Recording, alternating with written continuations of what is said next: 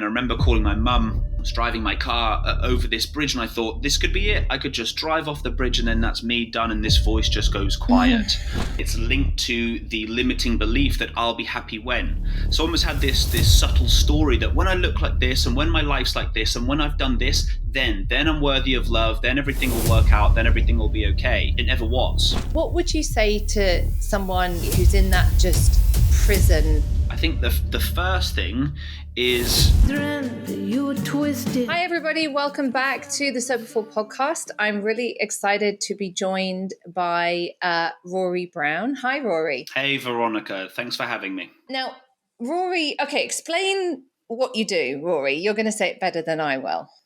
Cool. So Veronica, I am a behavior change specialist. I have a background in sport nutrition and personal training, and I help people to heal their relationship with food, to find food freedom. So for the last 4 or 5 years, I've been working in a clinical setting for a private eating disorder clinic, helping take people from the constraints of bulimia, binge eating, and anorexia to finding food freedom and starting to live their life. Wow, fantastic. Now, the reason I wanted you to come on, because I'd love to hear about that, but I'd love to hear a bit about your story, because we don't talk about eating disorders in men very much, but that is something that you suffered from as a teenager, right? Well, the way I want to look at eating disorders they're a coping mechanism, right? So this was a chapter of my life where I felt a little bit lost.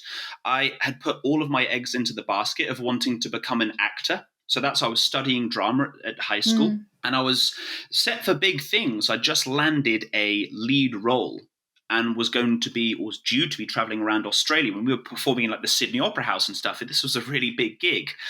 Anyway, due to my somewhat mischievous behavior, I ended up being taken off that trip, and I was really struggling in all of my other lessons because I just didn't pay any attention to them.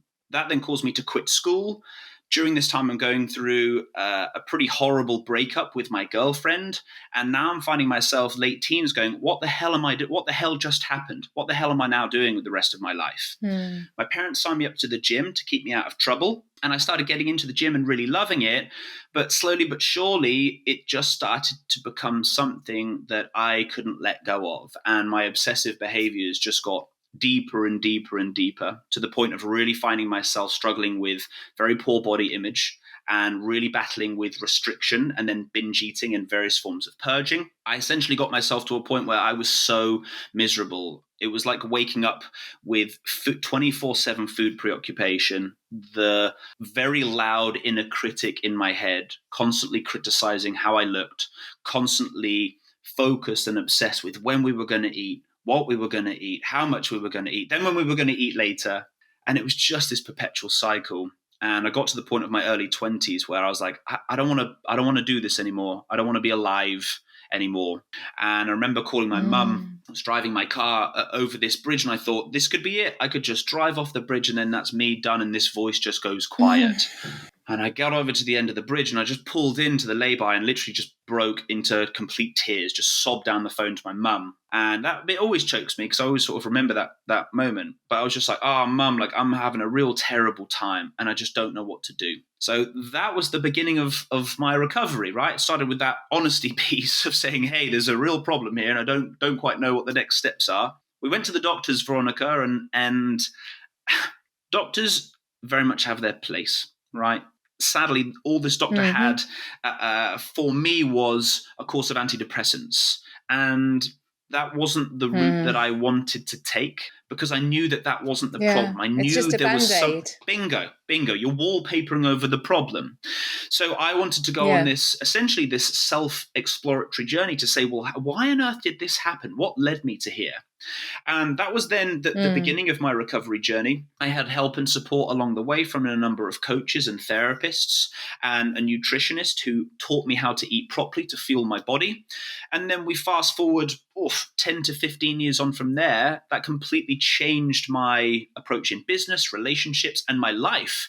And I now have the pleasure of doing the exact same thing. So I went and retrained in a number of modalities, aspects of psychology, psychotherapy, neurolinguistic programming. I was also really drawn to the Eastern philosophies around mindfulness, meditation, breath work, sport nutrition through an AFN registered organization called Body Type Nutrition. And here I am now doing the thing that I absolutely love to do, which is serving people and helping people to break free from something that I really resonate with, because it was an incredibly painful chapter of my life. And now I can finally say that I have food freedom and I love living my life. And that's what I want to help other people do too. Okay, so I have some questions. Fire away. Oh, I'm a mum of boys, so the picture of you pulling over and calling your mum was, I mean, was that helpful? She must have been devastated for you, but you did the right thing. I would want my sons to call me if they felt like that. Yeah, 100%. I was a young lad, so I had been living at home. My parents had been witness to all of my quote unquote disordered behaviors, but I sort of kept them at arm's length because I didn't know how they could help me, and I didn't know in that moment how to help myself. So I think it was a great relief when I really opened up to them about what had been happening. I think that a lot of women are going to relate to all of that, the food noise, the obsession, the morning, noon and night. But I don't think a lot of people realize that a lot of men are falling into that as well. And I've worked for over 20 years with eating disorders as well. And I've certainly seen more than my fair share of men with body dysphoria and bulimia and all of that kind of stuff. So it definitely affects them. And I think more than we realize. So tell me, so that was the worst point. So it was complete mental obsession, right? It was nothing else but food, training, what my body looks like. And it was never good enough. Is that, it must have felt like a crushing weight. Totally, completely consuming. And again, it's linked to the limiting belief that I'll be happy when. So I almost had this subtle story that when I look like this and when my life's like this and when I've done this, then I'm worthy of love, then everything will work out, then everything will be okay. And it never was, and I got myself into what would be deemed in society's eyes that like perfect body, right? Super lean, 6-pack abs and all of this kind of stuff. And I was the most miserable I have ever been. Terrible sleep because I'm not giving myself enough fuel, no sex drive, libido's completely out of the window because of the hormone dysregulations. Like it's a terrible place to find yourself in, because then you think, I thought this is where all of the answers lay. Now what do I do? Where do I go from here? Right. Yeah, yeah, that's really interesting. So you go to the doctors, there's not really any help there, and you realize you have to figure this out. But you still have, you can't just switch that food noise and everything off. Talk me through, like, what's the first thing you did? The first step was getting in touch with a nutritionist. And okay. The reason, and I wanted to do that because it's almost like I needed to hand over responsibility to someone who could say, here, Rory, I want you to eat this. And for me to be able to go, okay, I trust you because this is your line of work, so that's what I'm going to do. And I remember, in when they gave me my plan and it had this sort of guideline or structure in there. And I remember the relief that I had felt initially. Now, I'm going to press pause and just introduce you to another story that's come up for me at this moment, because I remember in trying to resolve my issues, I employed a bodybuilding coach to start with. Right. And it was absolutely savage. It took me to the depths of my disordered eating times, because this guy had me on super low calorie diet, multiple hours worth of exercise throughout the day. Like, it was the complete wrong approach to what I required. So the shift then from working with him to now having a real nutritionist supporting me was so empowering. Right. This guy just got me eating more. That was the first thing. And especially when we're looking at the context of binge eating, one of the classic traits behind binge eating is the behind the scenes restriction. And we know from a physiological standpoint, if you are really depleting yourself of food, then from a survival standpoint, your brain is designed to become more preoccupied by it. right? So when you start fueling yourself Mm. better, and this is where a lot of people's anxiety can come from. We've got this complete fluctuations in blood glucose levels, down regulation of really essential driving hormones. So it puts our body into a real state of dis-ease, heightened states of stress and so on. You never feel relaxed. So that was the first thing, was trusting someone to teach me how to eat to fuel myself well. And I remember, because I had for such a long time, Veronica, I never let my mum cook for me. Now my mum's like a Delia Smith, right? She is an absolute whiz in the kitchen. What she can't make, I don't know. So we'd grown up with all of the wonderful baked goods, the incredible roast dinners. I just stopped eating all of it because I had to be in control in the kitchen. So I started cooking all of my food and I wouldn't let her cook for me. So I remember that really wonderful moment of sitting around the table with everyone. Mum's made these gorgeous homemade burgers with homemade bread rolls. And I remember having the bread rolls. And how eating that meal made me feel. I remember after I'd eaten, I felt so relaxed. Now, sure, there was a little bit of the, should you have eaten that? Those are carbohydrates. Don't carbohydrates make you fat? Isn't that too many calories? Little bit, right? I knew that would go the more I continued moving forwards. I knew those were patterns of the past, right? So that's where it started. Then from a behavioral side of things, I had two really incredible mindset coaches who just helped me realize why it was I was doing what I was doing, where that had come from. And then you Mm. start opening up the Mm. doors to, oh, right, the stories we tell ourselves. Where do intrusive thoughts come from? What about our belief systems, right? Change the beliefs and you change your outcome entirely. You behave based on the person you believe yourself to be. There was so much that started coming my way. And I was just like, holy moly, this is incredible. I'm loving all of this. Keep giving me more, keep giving me more. And the more I saw how it impacted my life, that's where I was like, I want to find out as much as I can about this subject. So I went on this mass, crazy study journey for the last, 10 years or so, which has been incredible. Can you tell me a little bit more about body dysmorphia, what it is exactly? So the way that we're looking at body image and body dysmorphia is it's all to do with the representation that you have of yourself, how you perceive yourself to look. Now, it very much comes under the premise of self-judgment. And that's very much linked into the stories and the beliefs that you have around yourself. So typically it's fueled by some form of perceived inadequacy, that your body or you as a person are in some way, shape, or form not good enough or broken. And so that tends to be the fuel source. Now, as we know, our primary motivational sources come from away thinking and towards thinking.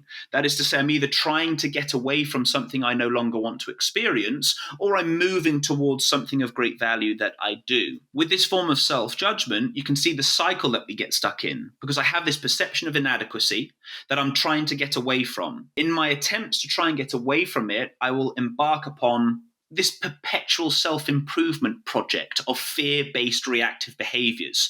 I'm going to the gym all the time. If I miss a gym session, it's really stressful. My diet has to be perfect. If it's not, it's really stressful. All fear-based reactions. So even when you get to where you thought you wanted to be, as I experienced, when I thought that's where happiness was, I realized it wasn't. Because, and something that I say to everybody on this, having the perfect body will never fix your perception that you're not good enough. What we actually need to do is change the story. When you change the story, your desire to need to look a certain way completely goes. Does that make sense? It does, and I love it. It's very aligned with what I teach. What you're talking about is we get lost in the outside world and we lose ourselves, right? We get 100%. lost in the checklist. When Mm, I am this weight, when I look this way, when I have this much money, when I own this car, when I have all of the outside things, then I'll be happy. And then mm, and some people do, they get all the outside things and it doesn't change anything about how you feel. We've lost ourselves. We've got mm. lost in the outside world. It's that, isn't it? Totally. Yeah, totally. So that's where I really work with individuals, and that's why I loved language so much. Because based on the way an individual's talking to me, I can very quickly get an idea of their version of reality. Because again, when we think of beliefs, beliefs are the stories you've trusted to be true. Yeah, it's not the truth, it's just your truth. And if we understand that you will behave based on the person you believe yourself to be, well, if we can challenge and change that belief, then outwardly we change the behavior. Hmm. How do you think it is for young men and body image growing up?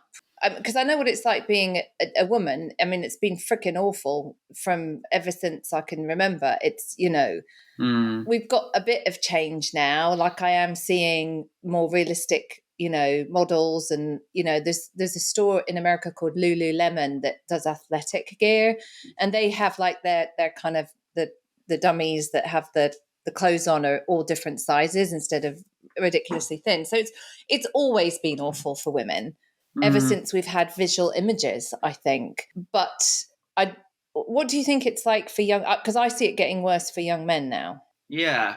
So it's these, and I just wrote down a word because I loved it when you said it's this idea of things becoming more realistic. You've got more realistic examples coming out in, females' clothing lines. That's the really important piece, because if you think about let's take the bodybuilding industry.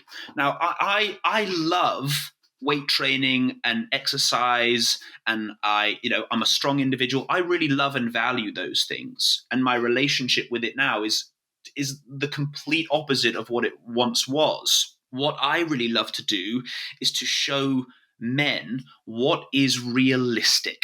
Because otherwise, what we're doing is we're looking at the 0.5% of the health and fitness industry, which is what we tend to be bombarded with on Instagram, which tends to be full of young males who are taking anabolic steroids, which, again, from a Mm-hmm. natural athlete to anabolic steroids, huge differences in terms of what you are capable to achieve from an aesthetic transformation, huge difference. And so you've got lots of young lads looking up to these individuals going, I want to look like that and I want to be like that. What we also have to factor in, Veronica, is there are a lot of normalized disordered behaviors within the health and fitness industry with regards to diet, with regards to training, and there's a hell of a lot of body dysmorphia in there too. That's so true. It's that exact parallel that I talk about alcohol, normalized abusive drinking. Like we've Yeah. just normalized it. It's the Mm, same, right? Because under the banner of health and fitness, that's all good, right? All of that's good. But mm. actually, it's normalized disorder. That's really interesting. Yeah, so it's being able to sift through those sinister undertones, right? And that's a big one for young people, which is why I'm such an advocate in, I talk about how I train, I talk about how I eat, and I like to educate people on how to do those things, but doing so from a standpoint which is very specific to you and your life. Otherwise, this is the danger of comparison, right? Comparison is where I'm now measuring myself up to someone who's 10 levels up the ladder from where I am in totally different circumstances with a body full of anabolic steroids, and that's their job. They get sponsored to do that, Mm, right? As opposed to when we come back to the realistic terms, I would far more work with a man to teach him about health, but to do so from a holistic standpoint, right? To tap into that masculine mm. energy, to teach him how to show up in relationships, to teach him how to look after his children and be that father figure, for example, and to use training. Because this is something that I really value about training, Veronica. Training isn't just, and this is where half of people's problems come from with regard to the body image side of things. People just use training as a tool to be like, I'll just train and change my body. But what I actually love are the character building qualities that we get from training and exercise. Training gives me discipline. It gives me structure. It teaches me routine. It also teaches me how to handle discomfort. Because when I'm training and I'm getting that burn on, I can quite easily go, oh, I'll just stop there because that's getting hard now. But I like this quote that how we do anything is how we do everything. So when I'm in the gym, it's also, I'm getting to train my mind, gym. Or this is getting uncomfortable. I'm going to dig deep and saddle up and get on with this, right? So there are a number of like, we can take lessons from exercise and implement them into our real life stuff. And that's what I like to teach. I don't think people. So I've also worked with young men who've abused anabolic steroids, and they're really quite horrible because they do work in the sense of bulking. If you want to bulk up and have those massive muscles, which by the way, I just find that looks disgusting. It's just it doesn't look real. It's Hmm, disgusting. It's really unattractive, and the consequences and costs of doing that are ridiculous. So bingo. I also don't think that men are great at getting help for stuff that feels emotional. Like they're Totally. fine maybe getting a coach to help with lifting weights, but not for the emotional stuff. I think that you kind of almost have to in some ways, I think you'd be great at getting them by stealth, right? Yeah, I can teach you what to eat and how to Mm. train, but you can also kind of do the other bit without them quite sort of realizing, which I don't think is necessarily a bad thing. 100%. And it's working with guys, and so the way I work with men is slightly different to the way that I would work with women.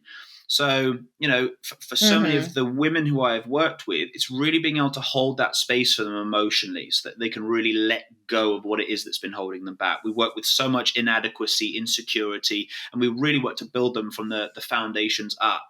The way that I work with men, again, like you said, men have a resistance to wanting to express themselves, to wanting to cry. So what I really do is completely normalize those conversations in our sessions, and also do it in a way where it gives them then something to work with. So it's like, cool, I've shared this with you. Now what? Like, set me up with something. Tell me something to do, so I'm feeling capable and feeling like I'm moving forwards. That's typically the approach with guys. So we have an open, honest conversation about whatever it is that needs to be spoken about, and then we get them set up so that it's like, cool, now let's go back to talking about your gym program, or now let's go back to tweaking some of your bits on your food. That has worked very well so far. That's wonderful. So what are you doing now then? So, running my coaching in a private setting.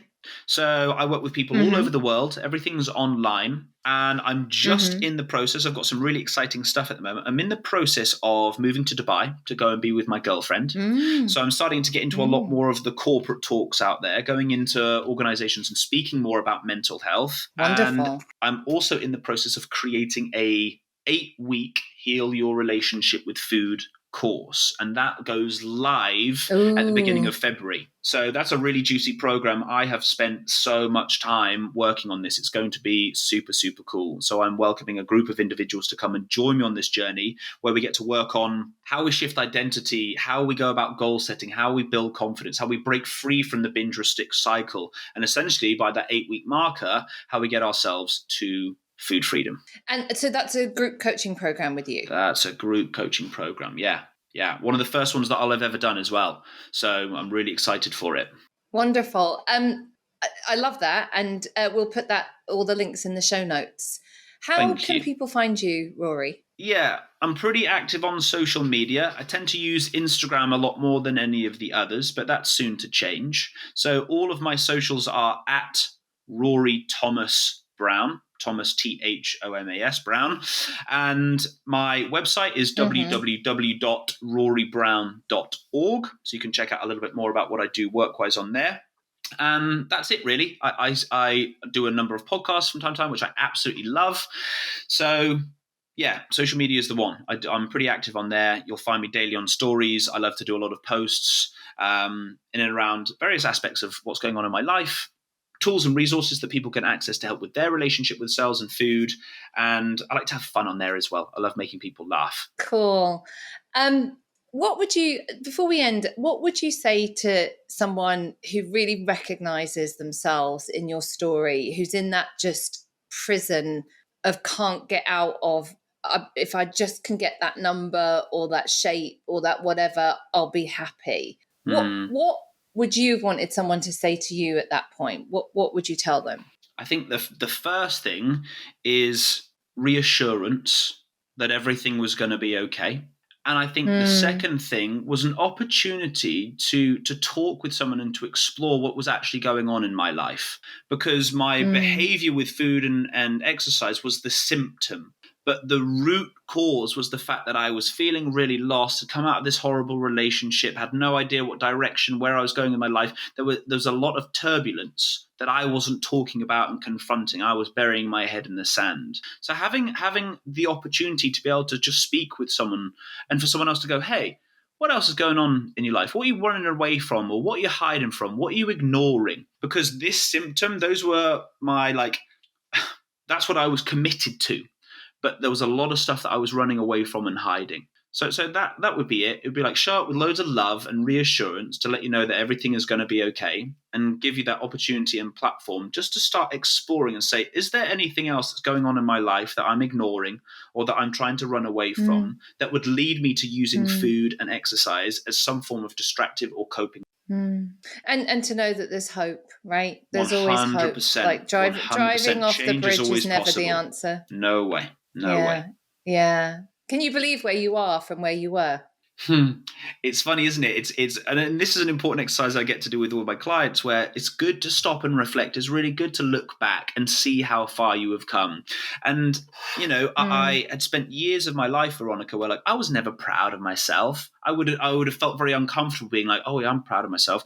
Whether it's so lovely now to go, oh yeah, I'm really proud of who I am, and I'm really proud of what I'm doing. I'm really proud of how far I've come, and I'm super excited for what that looks like moving forwards. And that doesn't come from an egotistical place or a place from arrogance. It just comes from that place No. of self-love for myself. Where I can Yes. generally go, I really love Yeah. myself and I really value myself, and that is manifested or reflected in how I show up for myself and then show up for others. Yeah. I love that. You're absolutely right. There's nothing arrogant about that. It's just that we need to know it. We need to know, and being proud of like our struggle and how it made us and where it's got us is fantastic. Rory, thank you so much. You've been delighttul. I've loved Thank talking you. to you. I think a Yeah, lot of same. people will relate to this. I think men and women, and I know if you know of a young man who struggled like Rory, certainly get this episode to him, because I do think that young men do tend to isolate and not reach out and pretend everything's okay, and that's why they have a much higher suicide rate. And Totally. that's a subject close to my heart. I really hate to see young men struggle like that. So thank you for Same here. everything. Thank you for being here, and thank you for being so honest. And good luck Thank with the you. next adventure in Dubai. Thanks a lot, Veronica. Cheers for having me.